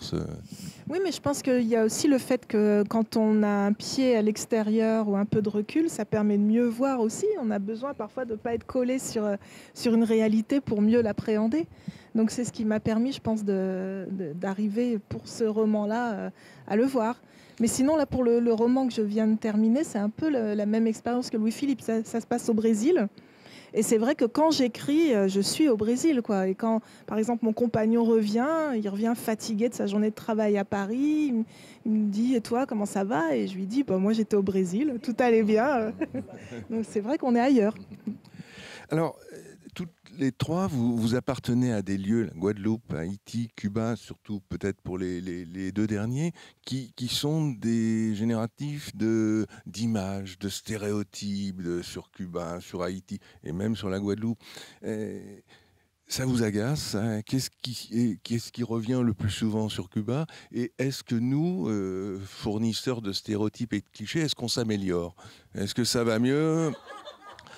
Ou pas? Est-ce qu'on est pire qu'avant? Est-ce qu'on vous connaît mieux, un peu mieux ou pas? Je crois, dans mon cas, je crois que maintenant j'ai plus d'expérience, donc ça va. Parce que les premiers romans, c'était toujours, voilà, surtout les gens qui ont l'habitude de nous expliquer notre pays. Et tu dis merci. Et par exemple, avec Tropique des Silences, une fois, il y a beaucoup de musique et une femme qui m'a dit non, mais ça, c'est pas Cuba parce qu'il n'y a pas la musique salsa. Et je dis mais écoute, c'est la musique, j'écris ça à Cuba, c'est la musique que j'écoutais à Cuba, c'est de la musique cubaine, mais c'est pas la musique que vous avez écoutée. Ah non, non, non, c'est pas ça Cuba. Je dis bon, ok. Donc, mais ça se passe vraiment, tu restes comme ça, la première expérience. Après, tu dis bon, ça va. Bon, et Louis-Philippe, bon, ça va ou ça vous énerve un peu plus? Ça dépend des moments. Ouais, ouais. Ça dépend qui aussi, c'est un homme ou une femme ça aussi, dépend qui, ça dépend des moments.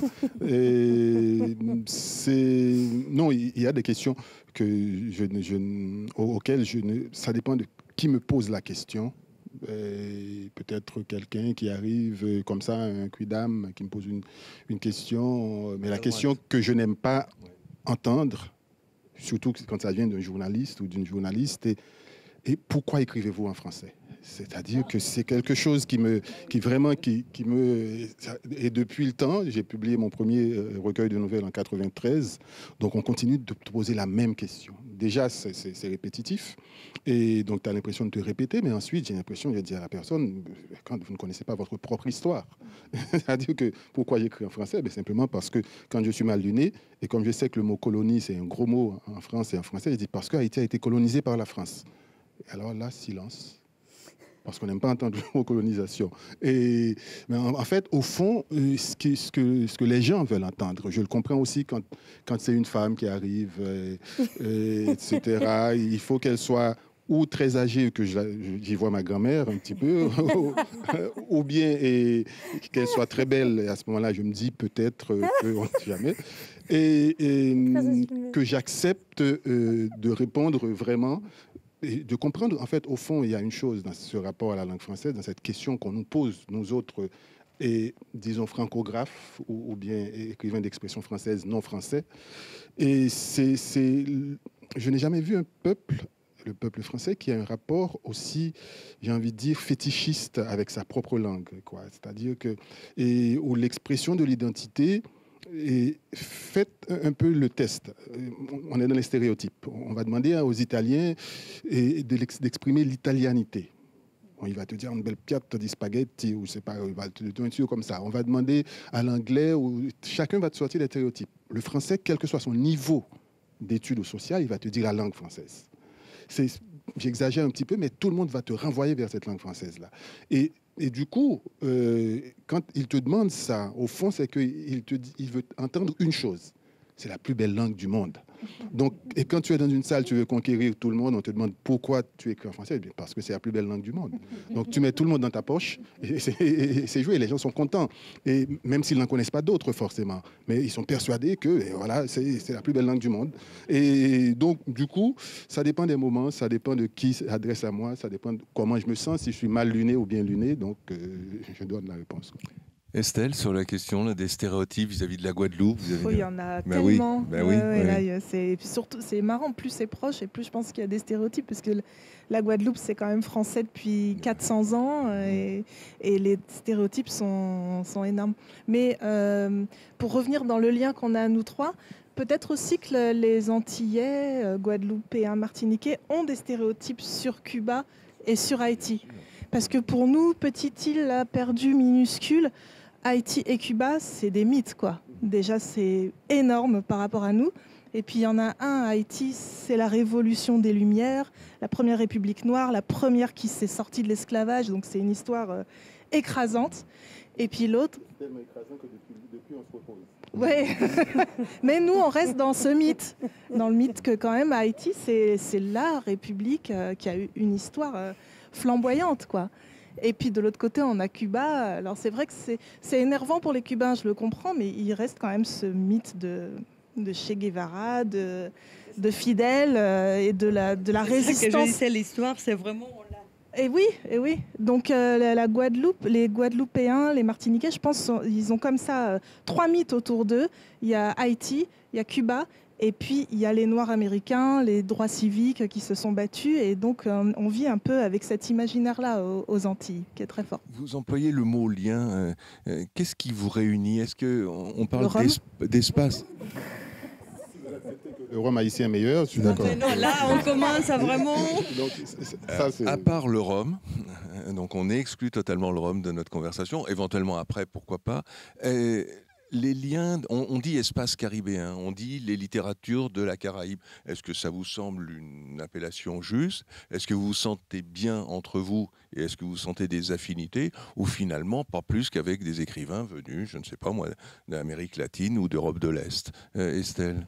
Ah, mais moi, je pense qu'il y a quand même quelque chose. Enfin, on l'entend là. On a quand même les mêmes problématiques au fond, hein. C'est la grande histoire. Qu'est-ce que ça a fait sur nos petits territoires et comment on vit avec ça. Donc, je pense qu'il y a quand même. Et puis, bon, alors c'est peut-être un cliché aussi, mais il y a quand même le fantastique caribéen qui est là. Le merveilleux baroque. Le merveilleux, voilà. Donc, je pense qu'il y a quand même des liens très forts. Carla, vous êtes d'accord? Oui, mais moi, par exemple, on parlait aujourd'hui, et je me rappelle la première fois, et je connais ce monsieur-là depuis longtemps, et moi, je me rappelle la première fois que, partout, c'est vrai, hein, c'est notre histoire secrète. Et je me rappelle la première fois que je lis le premier livre de Louis-Philippe que je lis, je ne me rappelle pas les noms, mais et là, je dis, attends, mais c'est mon enfance, tu vois. Et c'était Haïti. C'était un garçon, mais je dis, tu vois, on parle la même langue, même si avec des histoires différentes. Mais il y a quelque chose. La première fois aussi que j'étais en Guadeloupe aussi, j'ai dit, mais c'est magnifique. Ici, tout le monde parle très bien le français, mais je les connais parce que c'est nous. Mais tout le monde parle français. Mais il y a des différences, mais en même temps, il y a vraiment la Caraïbe, c'est vraiment comme un grand pays coupé et très très riche parce qu'il vient de partout, c'est le monde, c'est un mélange. Tout à l'heure avec Carla, on voyait un arbre et toutes les deux, ça nous a rappelé le flamboyant. En espagnol, c'est flamboyant, c'est la même. Louis-Philippe, vous avez écrit un livre sur Cuba, donc il y a cette proximité. Vous avez fait une thèse sur Carpentier, il y a cette proximité littéraire aussi. Vous la ressentez comme vos deux voisines? Oui, et c'est Carpentier justement qui disait que nous n'avons pas les mêmes langues, mais nous avons le même langage, et qui va être repris par Glissant un peu plus tard et assez souvent. Et c'est cette idée, comment dire, d'avoir le même langage, d'avoir parfois la même vision du monde. Et la langue peut être différente. Parfois, tu arrives à Cuba, tu te sens tout de suite dans la Caraïbe. Et tu arrives en Guadeloupe, pour moi, c'est la même chose. Donc, il y a déjà l'histoire. Donc, cette histoire qui est la même. Donc, on est tous venus, comme je l'ai dit, sur le bateau ou dans la cale du bateau. Donc, ça, c'est quelque chose qu'on a en commun. Et une population autochtone qui est décimée partout, à Cuba, en Guadeloupe, en Haïti. Et puis, l'histoire, comment dire, de la plantation, de l'esclavage, de la colonisation, de ce que ça va laisser comme trace en nous. Et c'est quelque chose, tu arrives, et puis, comment dire, le paysage aussi. Le paysage avec tout ce qu'on a, les cyclones. Les cyclones, ça fait partie, ça participe de ce que nous sommes. On connaît tous, on a tous des histoires de cyclones comme ça depuis tout petit et qui marquent, qui jalonnent un petit peu, comment dire, le temps pour nous comme ça. Et ça, c'est des paysages qui nous appartiennent à nous tous. Quand on lit Derek Walcott, qui vient d'un autre grain de sable, il s'appelle Sainte-Lucie. Et quand il parle justement de l'histoire, eh bien c'est Haïti, c'est la Guadeloupe, c'est Cuba, c'est quelque chose. Donc tout ça forme en nous et un lien. On tisse des liens. J'aime beaucoup la métaphore de Carla. Un grand pays morcelé avec plusieurs terres, un pays où on parle peut-être plusieurs langues. Et c'est quelque chose qui est là. Comment dire, la musique. La musique, on a tous. J'ai eu la chance de rencontrer Compay Segundo à Rome, justement, où on était avec Carla, où on a vécu tous les deux. Et lui, il me racontait, il me disait, oui, voilà, j'étais dans ton pays en 53, et j'ai dit, Compay, j'étais pas encore né. Donc, mais il était avec son Rome, il me racontait des choses d'Haïti, parce qu'à l'époque, il y avait tellement de va-et-vient d'un pays à un autre pays, où les musiques passent d'un pays à un autre pays. On a des rythmes, c'est-à-dire... Pour raconter mon enfance, par exemple, à la fin des années 60, il y avait une émission tous les soirs en Haïti qui s'appelait Melodías en la noche. Donc là, Melodías en la noche, on avait tous les boléros et puis le samedi, c'était, comment dire, la salsa. Et le dimanche matin, les rancheras. Donc c'est-à-dire qu'on avait tout ça. On a grandi avec cet univers-là. Et puis après, il va y avoir le reggae qui a envahi le monde entier. Mais le reggae, c'est d'abord nous. C'est tout ce qui est la Caraïbe. Donc ça, c'est autant d'éléments, de composantes qui nous rassemblent, je trouve. On va entendre un passage d'Estelle qui vous concerne tous, et j'aimerais bien que vous réagissiez comme avant-dernière question à ce passage, Carla et Louis-Philippe. Nous, les Antillais, nous avons toujours su nous adapter, pas vrai? De la case d'esclaves aux HLM, nous savons ce que signifie survivre. Mais de communautés soudées, tu n'en trouveras pas. Regarde, moi, je ne me fie qu'au sein qui me parle à travers le picotement de mes doigts. Lucinde, elle a 2 femmes en bagarre dans sa tête. Une négresse, craintive, qui pleure misère, et une aristocrate blanche qui méprise les nègres. Alors, je ne sais pas comment elle s'en arrange, mais ça la fatigue beaucoup. Ton père, il a décidé que c'étaient les pauvres en bataille contre les riches. Mais il sait bien que les pauvres peuvent méchamment se goumer entre eux pour des bagatelles. Et ça, depuis que les riches ont trouvé l'astuce pour nous monter les uns contre les autres. En Guadeloupe, c'était les mulâtres du côté du maître blanc, contre les nègres et les Indiens, et puis les nègres éduqués contre les nègres des faubourgs. Et tout ça, jusqu'au propriétaire de 3 poules qui se croira toujours plus blanc que celui qui n'en a que 2. Comment vous réagissez à ce texte, Carla, ces querelles sur les hiérarchies de couleurs, et puis aussi cette faculté à s'adapter, la première phrase, hein, nous avons toujours su nous adapter de la case d'esclaves aux HLM. Avec un micro, c'est mieux. Non, mais c'est super ce texte-là. Et oui, ça me fait penser aussi à Nicolas Guillen, qui a un poème qui dit « Mon grand-père est noir et mon grand-père blanc », parce qu'on est là. Voilà. On est ça, on est le mélange absolu. Mais c'est vrai qu'il existe tous ces, tu vois, les gradations, voilà. Et non, c'est super, rien à ajouter, c'est super. Louis-Philippe. Qui existe dans ces pays-là, dans tous ces pays-là, c'est-à-dire c'est quelque chose qui vient depuis, comment dire, la plantation, en fait. C'est-à-dire que les premiers métis qu'il va y avoir, c'est le viol des femmes noires par les colons blancs. Ce sont les premiers métis qu'on a. Et ce métis-là, justement, ces 2 femmes en lutte, c'est-à-dire que c'est ce métis qui est affranchi, mais qui n'est pas reconnu par son père, mais en même temps, et qui n'est pas l'esclave non plus. Et donc c'est quelqu'un qui se bat, qui essaie de trouver sa place dans la société, et que le système esclavagiste, d'ailleurs, ça a été très très bien noté. Au moins, il y a une chose qu'on ne peut pas reprocher, du moins dans notre cas, je ne sais pas comment ça s'est passé à Cuba, mais dans le cas des colonies françaises, et c'était hyper cartésien. C'est-à-dire c'était bien typé, il y avait toute une sélection de races, d'ethnies et de couleurs, noirs, mulâtres, sacatra, carteron, etc. Il y avait des strates comme ça. Et plus ça se rapprochait du blanc, et puis plus tu étais dans la lumière. Et comment dire, forcément. Et ça va laisser des traces dans les sociétés, même post-coloniales. C'est-à-dire que, et quand, dans le cas d'Haïti, les Français sont chassés, les mulâtres, qui sont les fils des colons, vont estimer que ce sont à eux que reviennent les terres.